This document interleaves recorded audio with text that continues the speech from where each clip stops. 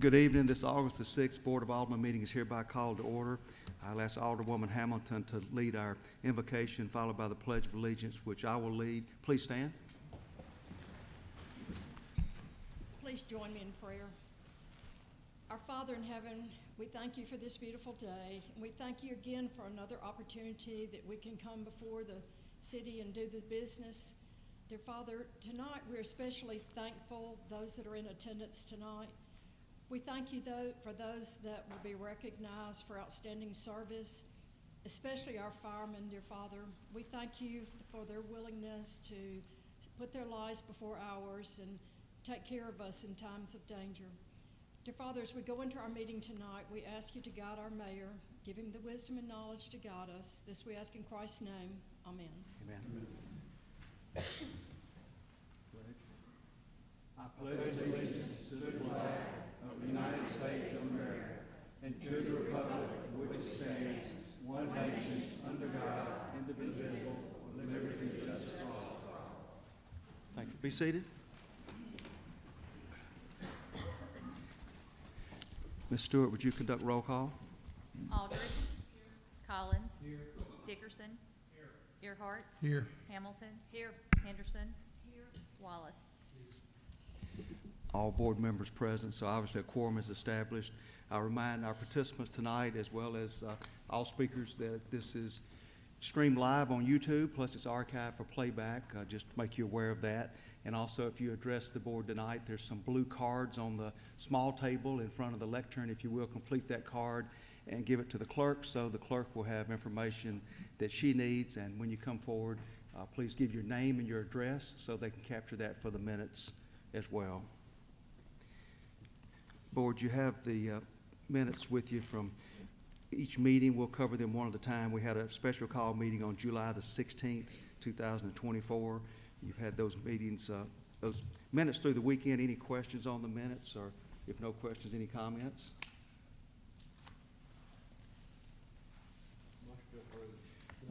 Motion to approve by Mr. Dickerson, second by Mr. Wallace. Any discussion? All in favor? Aye. All opposed? Motion carries. Item 2, approval of the regular minutes from July the 16th meeting. Any questions on those minutes, or any motions? Motion approved. Motion by Alderman at Large Collins. Is there a second? Second, Alderwoman Hamilton. All in favor? Aye. All opposed? Correction, Alderwoman Henderson. All in favor? Aye. All opposed? Motion carries. Third minutes, we did have 2 special meetings between last meeting and now, but the special meeting was July the 25th as well. Any questions on those minutes or any motions? Motion approved. Motion by Mr. Earhart. Second. Second by Mr. Collins. All in favor? Aye. All Abstain. opposed? Abstain.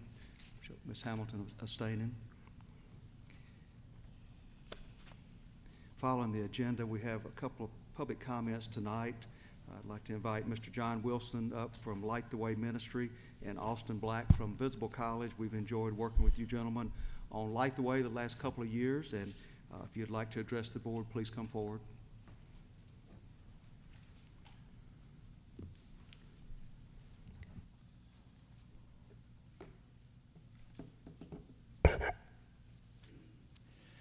Good evening, Council, Mayor Ken Adams. It's a privilege for me to be here tonight, and just want to thank you for your all's time, and thank you also for the city's hospitality of welcoming our ministry into your community for the last couple years.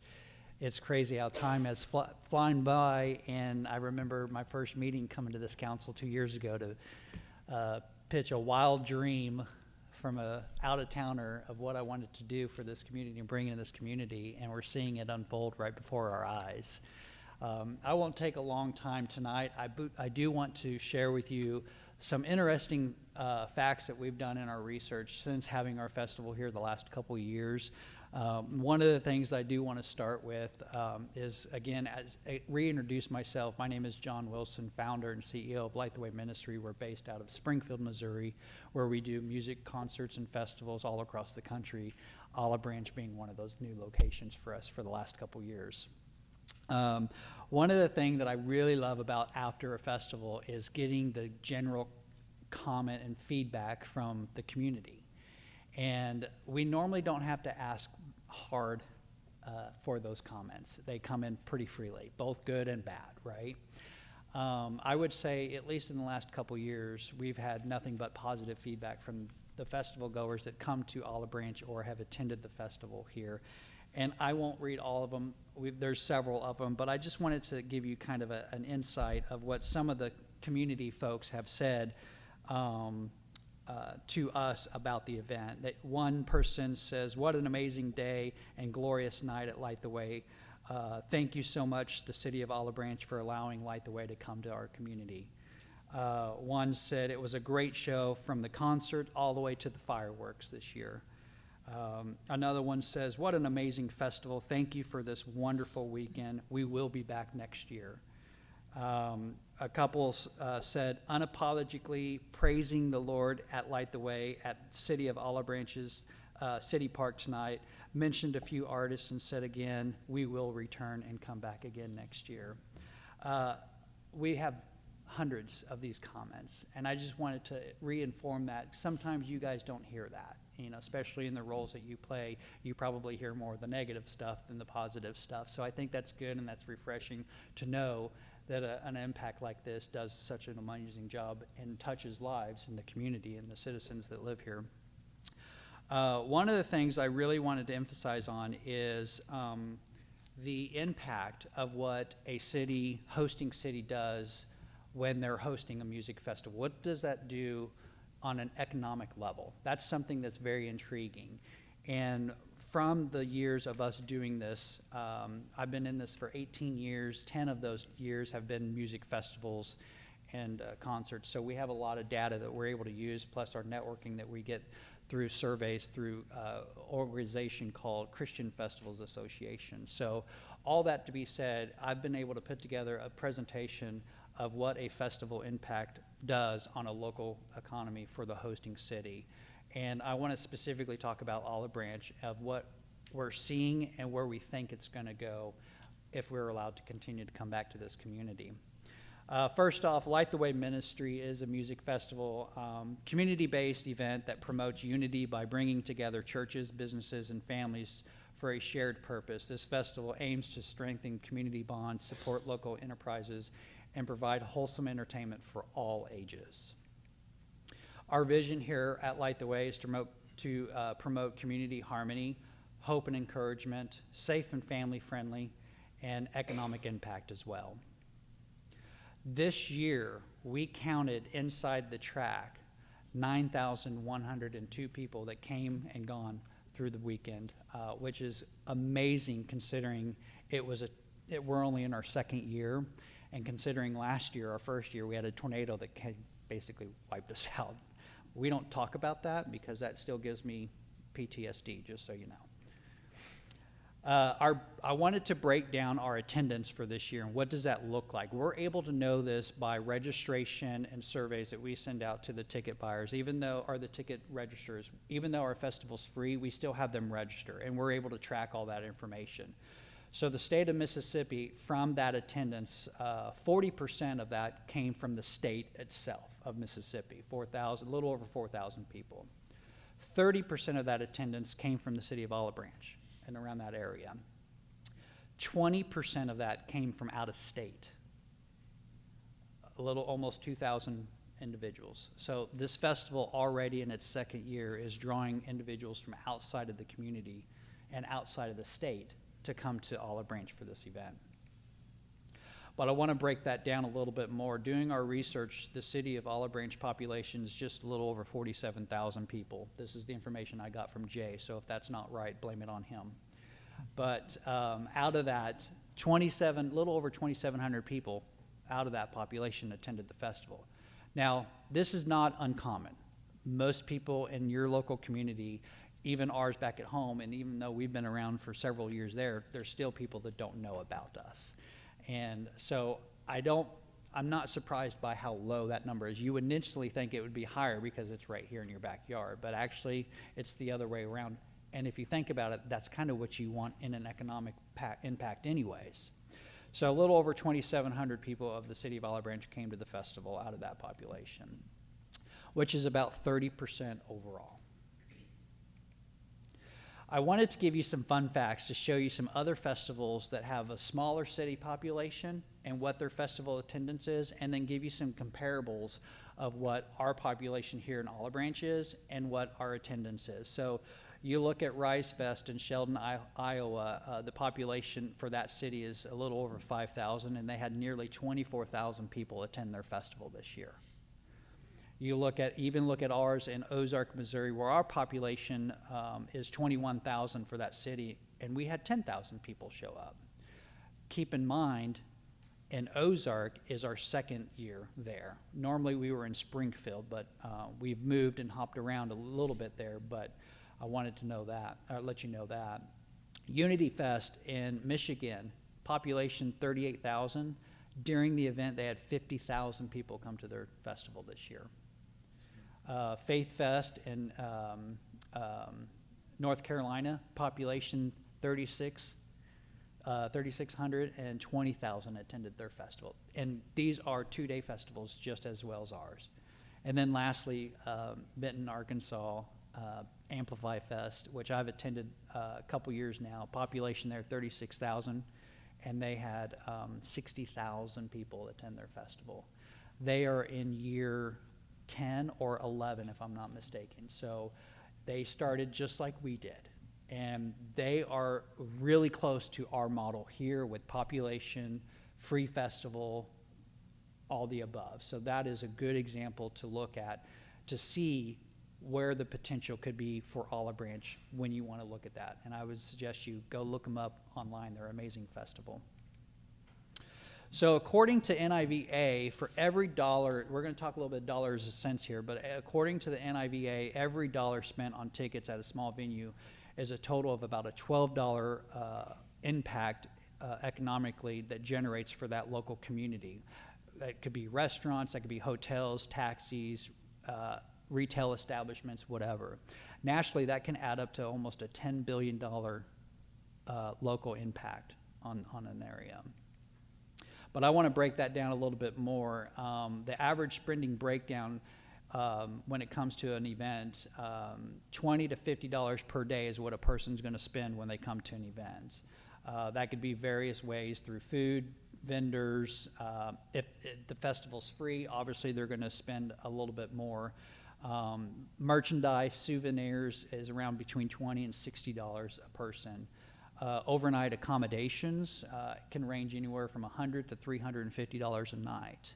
I know that stands pretty true because I got my bill for the accommodations of all the hotels that we had to book, bringing people in, including the artist and things like that. Miscellaneous expenses anywhere from $10 to $30 a person. That's like CDs, buying books, and other different things that's available at the artist or at the festival. I want to break it down even more, potentially local impact for specifically a free Christian music festival, where we're at today. An average spending per attendee, that actually jumps up by daily. A day attendee can spend anywhere from $50 to $140. They have a lot more money to spend at the event or anything like that when the festival is free. Overnight attendees, again, will spend about $100 to $350. And then proportion of day versus overnight attendees, for simplicity purposes, let's assume 70% of the day's attendees, let's say 7,000 people. 30% of those attendees is about 3,000 are coming from somewhere else. I've proven that in our earlier records of showing where the attendance breakdown is. So you cross over to that over overnight attendees, the average spending is about $225. The total spending for 3,000 people at that average cost is about $675,000 of money being spent locally in your city during this event. Now you jump down and take that times 2 because it's a 2-day event. Your overall average potential for a mid-sized festival, I'm counting us as a mid-sized festival, which is in our industry is anywhere from 7,500 to 15,000 is a mid-sized festival. And we're a mid-sized festival. So your economic local impact could be potentially hitting that $1.3, $1.5 million range for your community. One of the things that our festival creates is a different various ways of impacts. Well, number one, it increases expenditures, as we just showed. It temporarily allows employment. We have to hire subcontractors to help us build the stage and things like that. It increases labor supply. You know, we've had to bring in other subcontractors to hook up powers and different things like that for different elements. It increases the public finances, as I've proven here, to show you what the numbers can do when people spend dollars in your community. It increases the standard of living. What does that mean? Well, let me tell you an example what that means. I am an example of that. I come from drugs and alcohol background, and when you're in that realm, you're not really providing to society. You're just yourself, right? Well, when I got set free and delivered and broke of those addictions, look what I'm doing now. I'm increasing my standard of living, which is increasing everyone else's opportunity to change their lives. So that's what that statement means, which is very powerful, and you can see a lot of changes from an individual that has an impact in their life from an event like this, and they walk away a different person than the way they came in. It also increases the awareness of the city of Olive Branch, Mississippi. Now, let me tell you, 2 years ago, I did not know Olive Branch, Mississippi existed. 2 years ago, the city of Nashville, where I do most of my business, did not know the city of Olive Branch. They knew your neighboring city, but they didn't know about Olive Branch. We are now in a situation with our Nashville team booking artists. They want to come to Olive Branch. They want to be at our festival. They love the town, they love the hospitality, and it makes my job easier to bring in those bigger artists that will bring in the larger attendees to this festival. So increasing the awareness is so key and so important, and being repetitive and doing it year after year, that only gets higher and higher and higher. So each of these impacts are felt within the community, which are always necessary to determine ways to make the impact larger and create more successful event. Obviously, this can be done by increasing visitor length and stay in the area. I love coming to Olive Branch. I don't like traveling, I'll just tell you that much. I'm 5 hours away from you all, but when I have the opportunity to come to Olive Branch, it's an easy yes for me because you guys are welcoming. And we're making it awareness. So I'm wanting to stay here longer. I don't leave this week until Thursday. I could leave tonight, I could leave tomorrow. I don't want to. I love the people here. And if I'm not the only one, there's others as well too. Also, destination awareness. Again, you're making this event a place where people will come for the event, but they're making it, we're going to go to Olive Branch. We're going to be known as this music festival. Community support, which is huge. We do a lot with the DeSoto County Dream Center and a lot of local churches in this area that are teaming up with us. I've had several meetings even today of planning for the potentials of next year of how they want to team up with us and do different things. And it's bringing the community together. I wish we can take what you guys have here and go back to Missouri and show them how it's done, because you guys do it perfectly. Also, again, visitors' expenditures in the area. They're spending money while they're here. So in addition, and to close, multiplier effect, the total economy impact can be higher due to multiplying effect, right?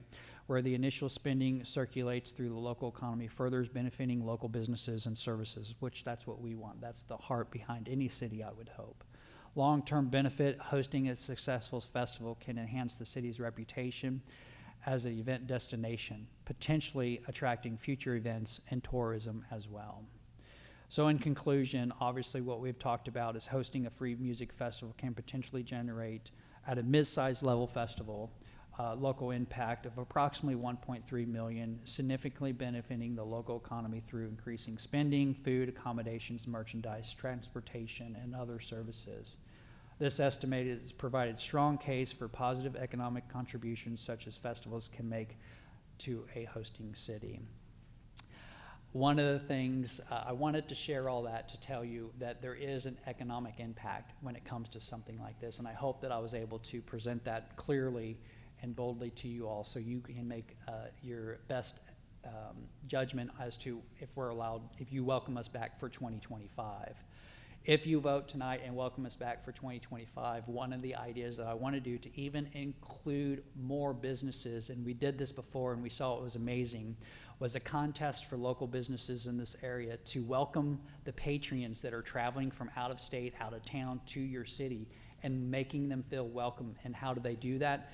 Decorate your storefront for the week of the festival, saying, welcome Light the Way fans, welcome, do something like that, decorating your windows as we've seen here in other events that we've done. And one of the things that we thought that we would do is have my team go out and kind of do a contest around to the different businesses that do this. And the best decorated, created way for businesses will win. And what they'll win is we'll give them 10 meet and greets to the headliners for both nights that they can do with what they want. Give to their staff, give to their customers, sell whatever they want to do with them. But it's involving the business, as our heart is, bringing the community together. And what better way than to decorate your storefront during the week of the festival if we move forward. Again, I want to thank you all for your time. And again, we love the city of Olive Branch. We can't wait to see what is in store for this community. And I would just ask that you would consider welcoming us back for next year. Our dates that we're looking for next year is July 4th and 5th. Again, we would like to make it a free festival. The community supporters and donors that we have in this area have committed and potentially be 100% funded based on the city's call tonight if we want to move forward with next year's festival.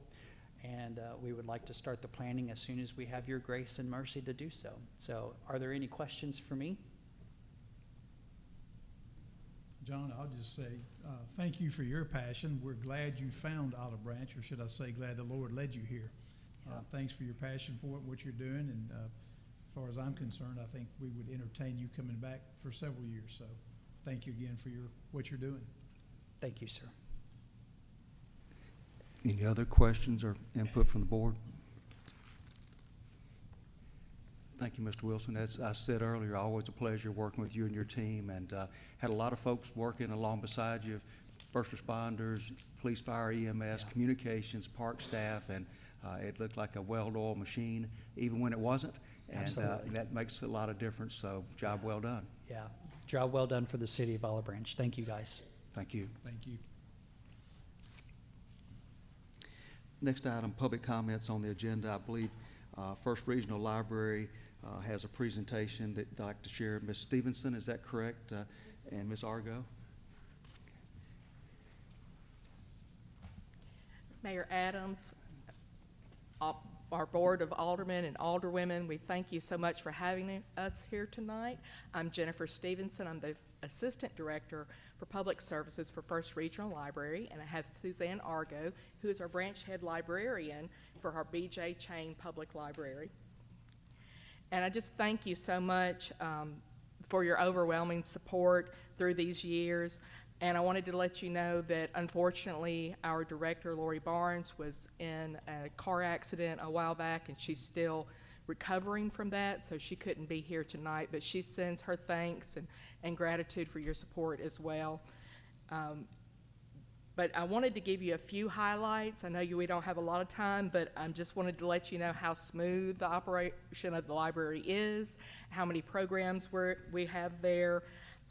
We've had a phenomenal summer reading program for our system-wide. We welcomed over 62,000 people just in the month of June, and over 53,000 people in the month of July. So it's 115,000 plus for our system.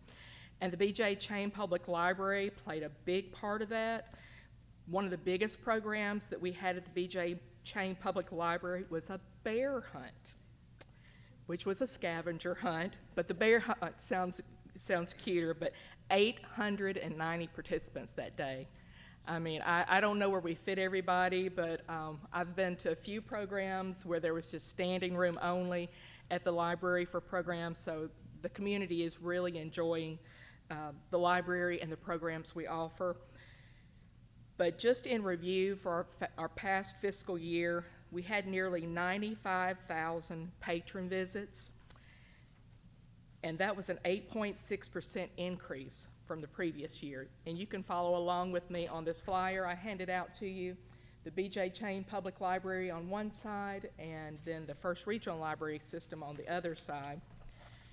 We had 176,740 items borrowed in 1 year, and that was 13.7% increase from the previous fiscal year. Now, how that measures up in our state, Olive Branch has the third busiest public library in the state of Mississippi, according to the Mississippi Library Commission. They do a wonderful job, and it is tiring sometimes, but they love their job, and they're glad to do that. But it is tiring, especially after summer, and that's why we kind of take a break during August. But last fiscal year, we had 431 programs attended by 15,425 people. That was a 53% increase in programming from the previous year and 31% increase in the number of people attending those programs. So not only is Olive Branch growing and thriving, so is the library, and we're trying to keep up with that growth in the community. As far as First Regional Library, we had nearly 550,000 visitors in the last fiscal year, over 867,000. 2,672 programs attended by 74,584 people. So I'm going to take a breath and let Ms. Suzanne brag on her own library. I'm so excited to tell you all about our library's newly opened teen center. We named it Teenscape. I never thought it would be possible to have a space just for youth 12 to 18. But with the help of our facilities manager, we carved out a space in the back corner of the adult nonfiction collection, where it is quiet and away from the main center of the library. Teenagers just love to have a place of their own. It is a beautiful area with a light blue wall, splashy rugs, 3 brightly colored murals featuring teens. It includes a large study booth, a long desk with 2 laptops and a printer for teen use only. We have a big screen on the back wall that they can use to play 10 different games that we can check out at the circulation desk. Surrounding the area is our extensive collection of graphic novels and young adult fiction. We are incredibly proud of this great addition to our library and would love for you all to stop by. Our teen youth specialist, who is here tonight, Beth Shamley, is just eager to give you a personal tour of the Teenscape.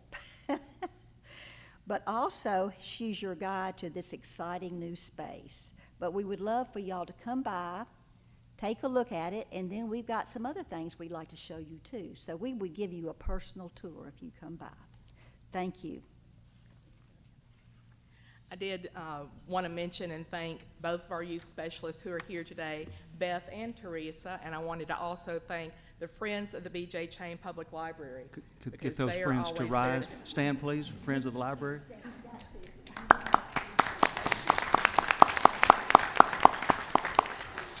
Thank you. There are things that we could not do just with our staff alone, and they help with a lot of programs as well. But I did want to cover some challenges that we are facing. As you can imagine, the cost of operating our libraries continues to rise with inflation. Our patrons need and demand the latest technology, the latest books, the latest DVDs, and programs, that we continue to offer. So we need to stay abreast of those expenses and increased cost of providing for our patrons. Also, another challenge that we've faced is hiring and retaining staff. That's everywhere right now, but we have difficulty competing with other employers who pay significantly more than we do. For example, our library assistant's starting wage is $12 an hour. And that's, we would love to offer more, but that's all that we can afford to offer right now. We're hoping to give our existing staff a modest pay raise this year. And then sadly, our Words on Wheels book wagon passed away this year. She was a good old gal. The last event was the Christmas. Some of you parade might have here. seen her death, but that was a 1994 model, so it stuck with us for a few years. And so we would love to replace that, because that Words on Wheels mobile library essentially traveled to lots of daycares and got young children to see what a library could be and encourage them to learn to love to read as well. So we are just humbly asking this year for the City of Olive Branch to fund us in the amount of $432,600 for FY25 to maintain our current level of operations. And thank you so much. Any question, board? Questions or comments? Mr. Wallace? I stopped by to visit one day and had a great time. Y'all showed me from when it was on. I was a little boy before it's gone to now. They had rooms that I didn't know existed now, and I appreciate it. It was very, very well done and very well maintained. Thank you. Thank you. I want to say, you may be tired, but you never seem that way when I come in the door. You're always smiling and greeting everybody, so it's a fun place to be. I think we all agree you do an amazing job. I love to hear your presentation, and I am amazed at all you can accomplish. Y'all have accomplished so much. And thank you to the friends of the library. Y'all do a great job. Absolutely. Ms. Stevenson, I did have a question real quick, and thank Yes. you for what you do. We get a very big bang for our dollar, and thank you Yes, sir. on behalf of our citizens. I'm just curious, First Regional Library, what is the geographic area that encompasses? It covers a 5-county system: DeSoto County, Panola County, Tate County, Tunica County, and Lafayette County, with 14 different library branches. Okay. We have 5 in DeSoto County, 4 in Panola County, 2 in Tunica County, 2 in Tate County, and 1 in Lafayette County. Okay. I think about these things at I night. know. You did very well. Can you do that again? From a financial support, is that incumbent upon all municipalities and counties, or do you have other financial means as well? We get funding from, well, Robinsonville is the only unincorporated municipality, so we get funding from all the other 18 cities, towns, and counties. We also get some state and federal funding as well, and sometimes we have help from our friends at the library. Sometimes we have special grant funding. Anything that we can do to get more funding for the library, we try to apply for that. Okay, great. Thank you so much, and again, kudos to what you do. Appreciate it very much. Thank you. Well, like I told Suzanne, you know, when you're really passionate about something and you really love what you're doing, it's easy to talk about it. And I think that, you know, it's exemplified in our staff working so hard as well, because they love their job. Thank you, Ms. Stevenson, Ms. Argo, and friends of the library. Thank you very much. Thank you.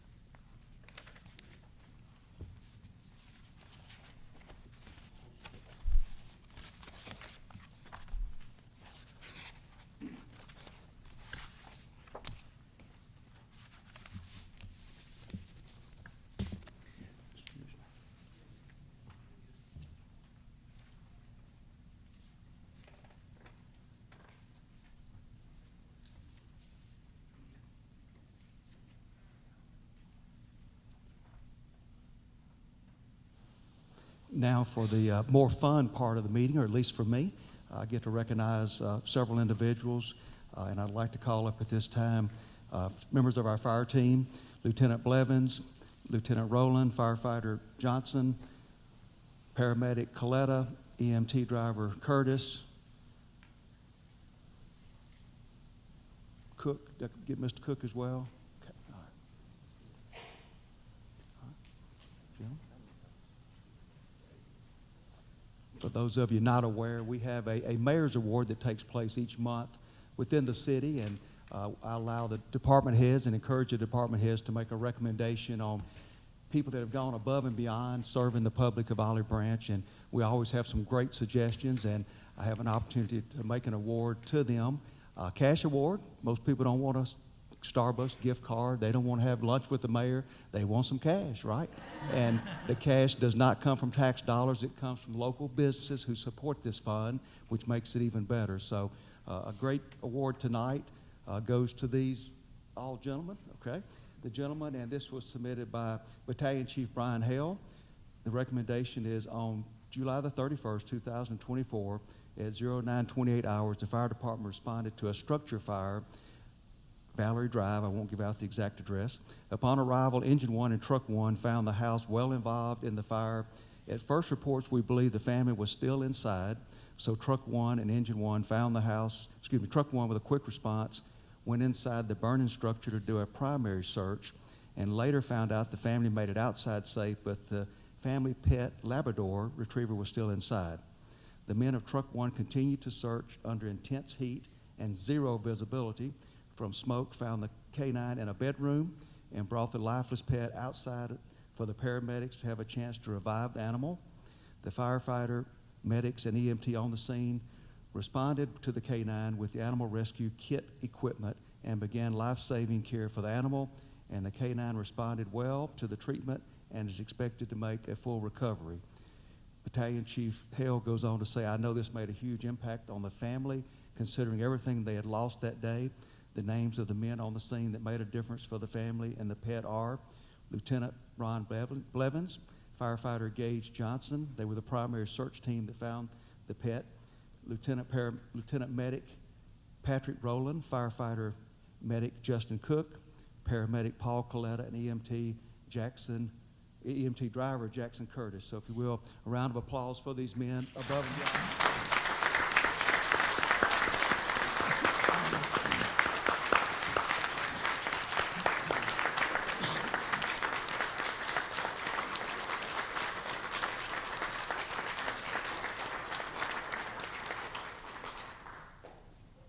And I wish we had the funds to make the full award to everyone, but so anyone wants to give to that fund, that's fine. But a crisp $100 bill for each of these gentlemen. This is a token of our appreciation. Obviously, it's no value put on it to the family that had the pet, that would have lost the pet, and you saved their house as well. So thank you very much for a job well done. Come forward. I guess Jay wants a picture as we go along. I'll take care of this one.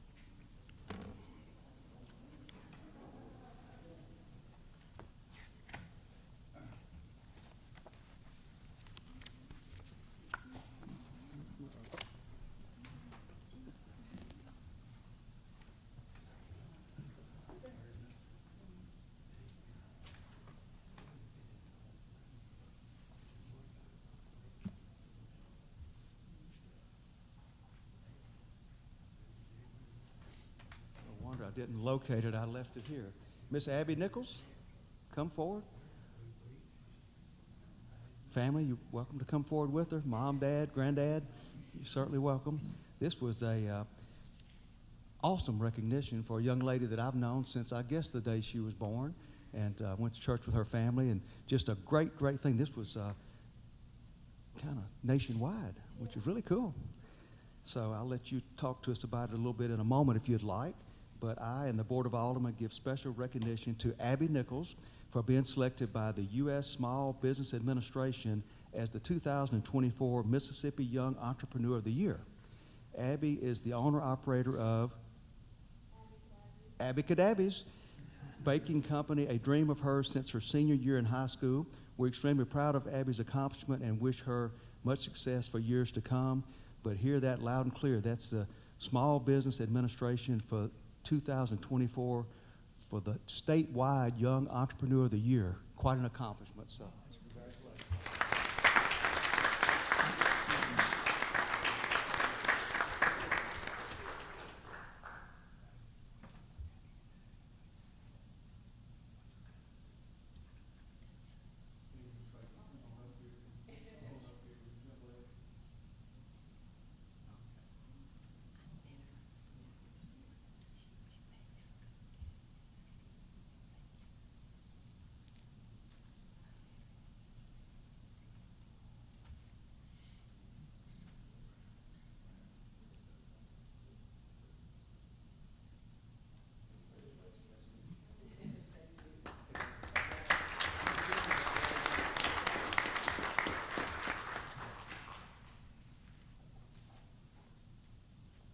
Jedediah.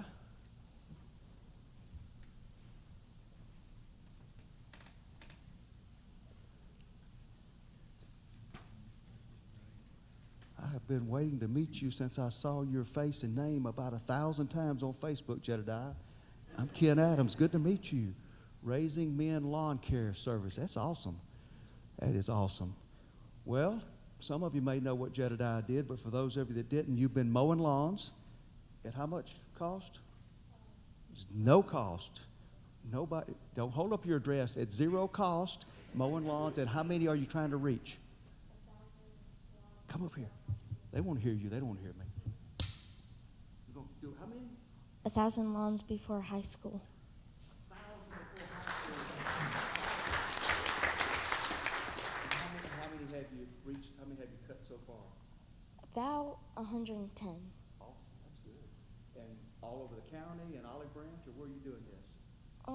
Pretty much anywhere I can find someone. Okay. And you go to school where? I'm gonna go to DeSoto Century Christian Academy down there. County Christian Academy. I know where that is, on Goodman Road, isn't it? Mhm. Well, we're proud of you. That's a great example. Some people won't even cut their own yard, and some can't, but the ones that can't, you're helping, and that's awesome, isn't it? So thank you so much. I'm going to read this to you. Mayor Kenneth R. Adams and the Board of Aldermen, that's these good folks up here, all right? They give special recognition to Jedediah Dupre for mowing lawns for veterans, seniors, single parents, and handicapped individuals at no cost. What began as a 50 free yard mowing Facebook challenge by Rodney Smith has turned into an incredible personal goal for fourth grader Jedediah as he plans to mow 1,000 yards for free before graduating high school. We're extremely proud of Jedediah for his service to our community. We certainly are. Thank you, Jedediah. You have anything else you want to say? You want mom and dad to come up with you, get a picture? Everybody, mom, dad, bring them all.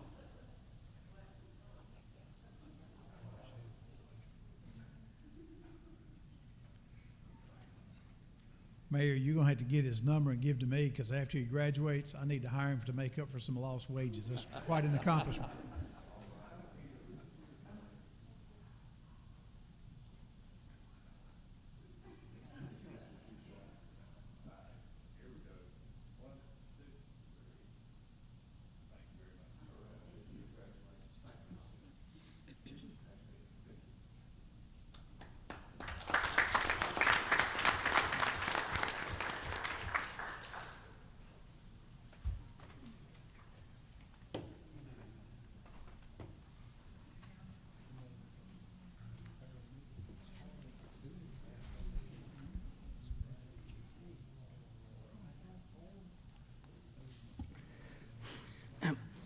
Board, I won't hit all 5 pages, these updates. You can obviously read those, but just to highlight a couple of them, the police department recently applied for a Walmart community grant, and it looks like we've been notified that we'll be a recipient of that grant of $5,000. Is that right, Chief Cox? Awesome, that's great. And I did want to point out that we have 4 fire department team members that have enrolled in paramedic training, and part of this is taking place because the board agreed last year to pay the upfront cost, because that's what's required in the paramedic program, which is about $8,000. So quite an investment for these 4 people, but paramedics are in dire need. There's a shortage of paramedics, so what you've done is encourage them to apply and go through this program. And of course, we know we have some safeguards in place if somehow they don't graduate, but they will. Or if they go to another agency after they graduate, the safeguards are in place to protect that money to come back to the city.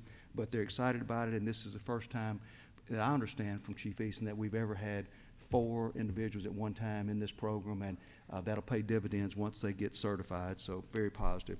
Human resource stats, you see those, HR notes, general services, 318 inspections, 220 permits, public works, you see the number of pothole repairs, street repairs, you name it across the board, water leaks, et cetera, that's been taken care of by them. 1,589 locates of gas lines for construction work, and that's within 1 month, so a lot going on. You see the construction project with Maywood gas and water project rather that's being worked. Airport stats, still growing at the airport. Good things going on with the LED lighting project. FedEx St. Jude Classic kicks off on August the 12th, and that'll increase a lot of flights in and out of the airport of Olive Branch for players and spectators going to the FedEx St. Jude Classic Golf Tournament. On a negative note, our condolences to the Hamilton family. Brenda Hamilton was co-owner of Air Venture Flight School, one of the 3 flight schools at our airport, and she passed away last week, so condolences to the family at that loss. Upon that loss, IT stats, so you've got some information there. Nothing new about dangers in phishing schemes and all those kind of things that impact us all. Planning Department, you see the applications for zonings, rezonings, commission reports, committee reports. Code enforcement, 562 cases last month, and again, the bulk of those complied just with the code enforcement team going out and asking the resident to take care of the tall grass, weedy lot, whatever may be going on. Parks Department, you see things going on there as well. Last month hosted an event called the Light the Way Festival. I see that noted, so we heard a little bit about that tonight. But good things going on with kickball, softball, et cetera. Fleet services, good things going on. The events for the fire and police are on the last couple of pages that show the things that they've worked on, the number of fire calls, EMS dispatches that they've had, police calls, just to give you a good snapshot of what's going on within the city. So if you have any questions about those items, feel free to reach out afterwards or during the week if you have any questions on those. Consent agenda before you, items 1 through 34. You've had a chance to look over those, but are there any questions on any of the items 1 through 34?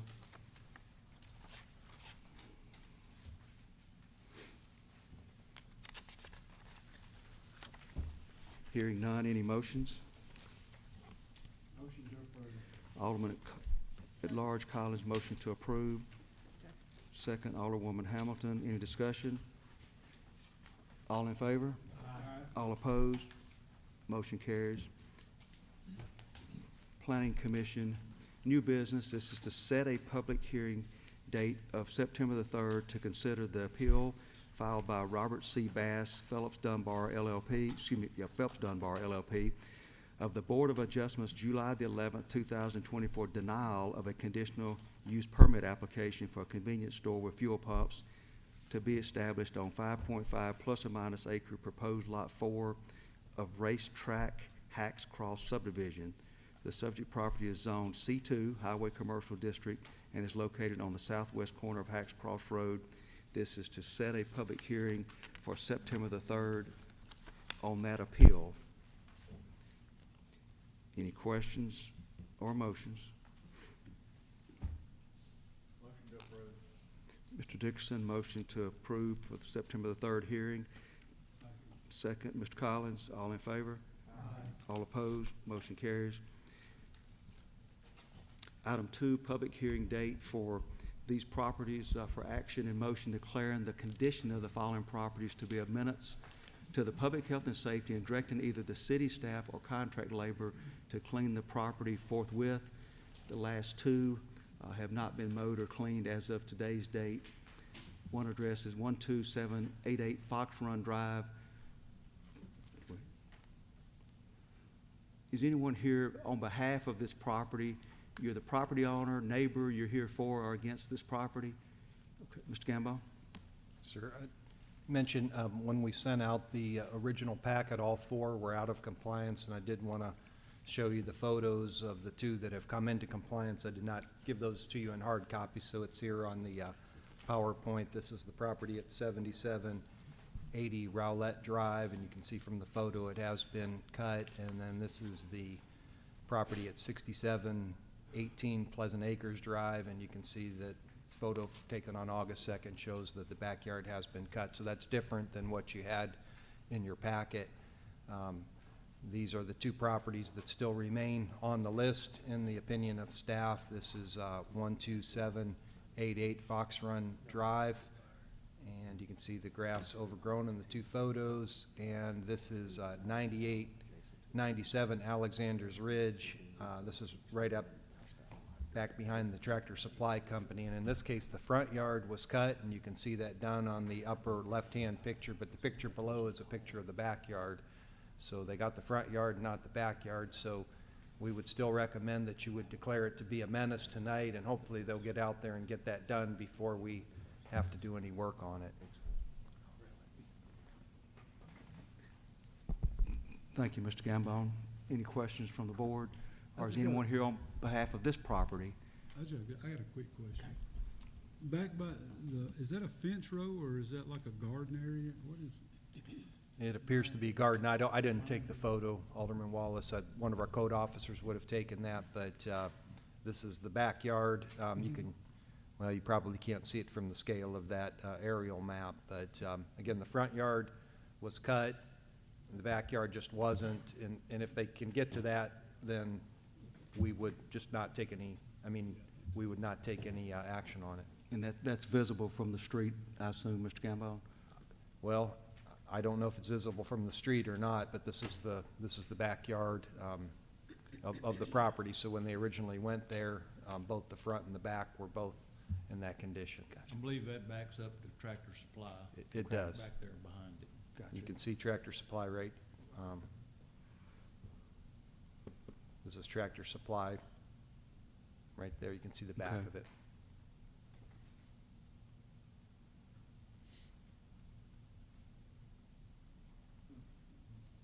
The front yard looks fine, so it's the backyard.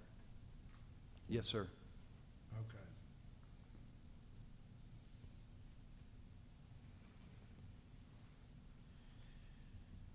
I make a motion, we declare them a menace.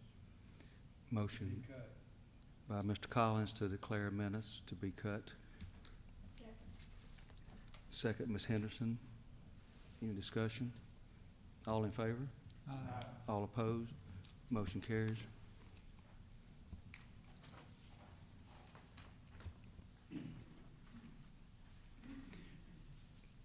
No action is required on old business item number 1 of Branch Estates subdivision surplus property.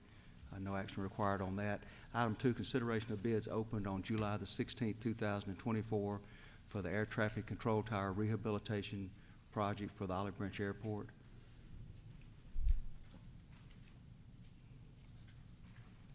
Is that in our packet, or do we have anything? It's in the package. Okay. Probably Mr. Andre. Mr. Andre, anything to add to this?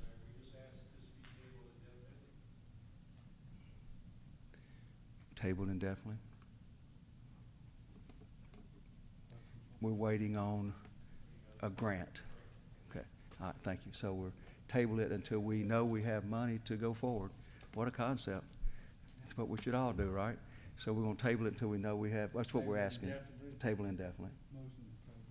Mr. Wallace, motion to table indefinitely. Second, Ms. Hamilton, all in favor? All opposed? Motion carries to table indefinitely.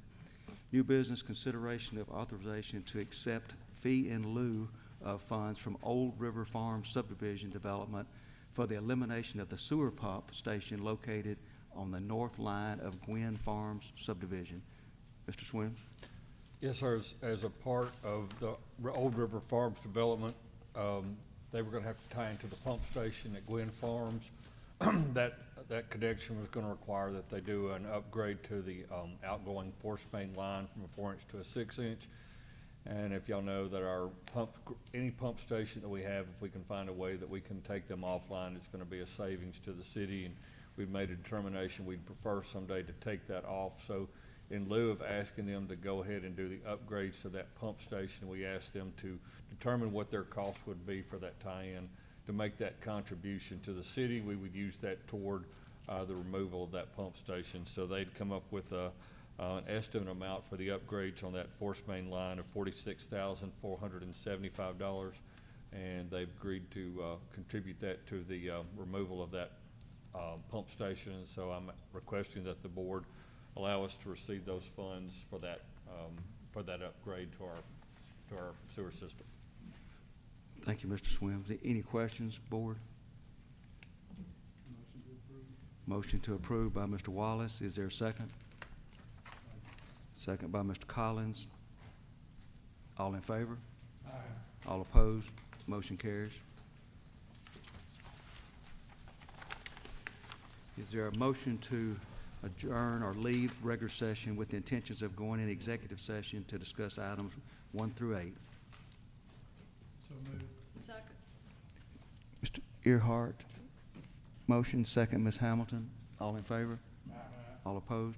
Motion carried. Is there a motion to go into executive session to discuss personnel matters in the fire department, personnel matter in the gas billing department, personnel matter in the gas maintenance department, personnel matters in the park department, personnel matters in the police department, personnel matter in the sanitation department, personnel matter in the water billing department, and personnel matter in the water maintenance department? Is there a motion to go in executive session to discuss those items? So moved. Mr. Collins' motion. Is there a second? Second, Ms. Aldridge. All in favor? Aye. All opposed? We are in executive session.